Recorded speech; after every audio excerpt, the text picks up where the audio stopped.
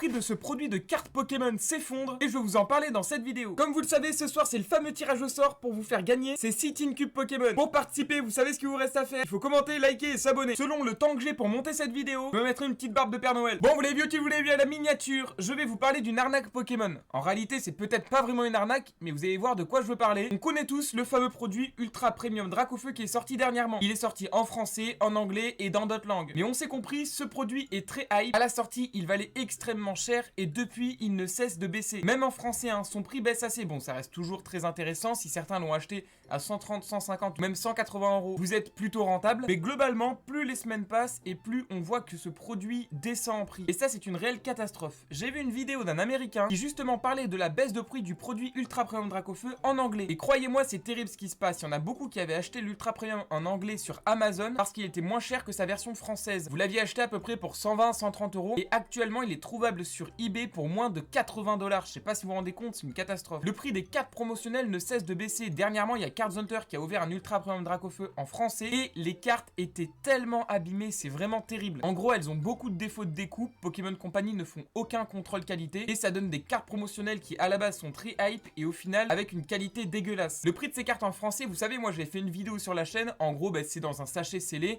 Il y a les 3 cartes promotionnelles en même temps. Vraiment, c'est pas du tout cool pour les collectionneurs. J'avais ouvert le sachet et du coup, j'avais eu la chance d'avoir des cartes plutôt cool. J'ai l'impression aussi que la qualité dépend aussi des stocks, dans le sens où moi j'avais eu les stocks des Ultra Premium en Suisse et c'était vraiment les tout premiers stocks, les gars. Mais là, j'ai vraiment l'impression que les Ultra Premium Dracofeu qui sont toujours commercialisés, même si tous les magasins ont été vidés, j'ai vraiment l'impression que la qualité a vraiment été touchée. Dans le sens où les cartes sont vraiment, il y a certaines cartes qui sont presque miscut, les gars, bon, ça donne pas du tout envie, des Off Center vraiment pas belles. Et il y a certaines cartes qui ont des enfoncements, qui ont des rayures de fou, vraiment, c'est une catastrophe. Et du coup, vu que ces 3 cartes sont dans un sachet scellé, elles ont toutes des points blancs, c'est vraiment pas très cool. Donc au début, à la sortie, ces sachets, il y a beaucoup de personnes qui les recherchaient pour plus de 200 €. Et là, je vois des personnes avoir les mêmes sachets scellés de cartes Dracofeu et ces personnes ne les vendent pas pour moins de 150 €. Donc voilà, à ce niveau-là, en français, déjà, on a vu une baisse de prix sur l'Ultra Premium Dracofeu. Mais en anglais, les gars, c'est une catastrophe. Je vous joins quelques petites photos. Mais par exemple, juste là, vous avez le graphique de la Charizard V-Star Alternate. Et comme vous le voyez, elle a tellement baissé. C'est dommage parce que c'est une carte sublime qu'on peut avoir que dans un Ultra Premium.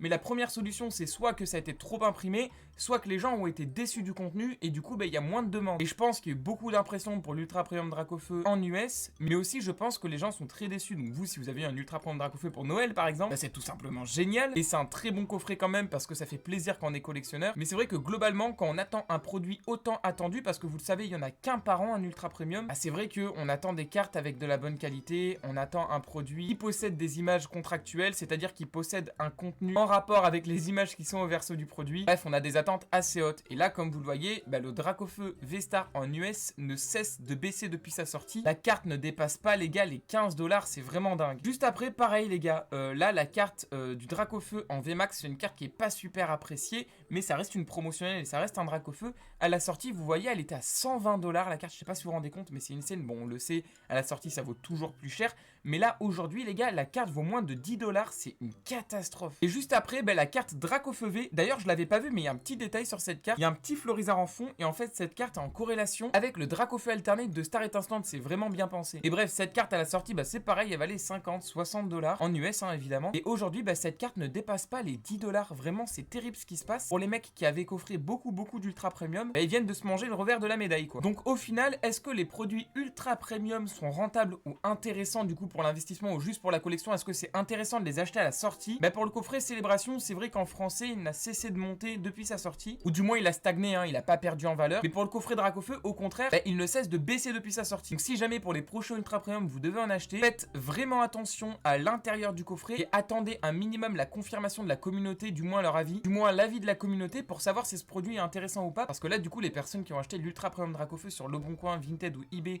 à 300, 350 € à la sortie, au final, aujourd'hui, on peut l'avoir pour 230, 240 €, donc c'est assez dur. Comme dans la vidéo que j'ai sortie dernièrement, les produits les plus intéressants pour moi, c'est vraiment les ETB.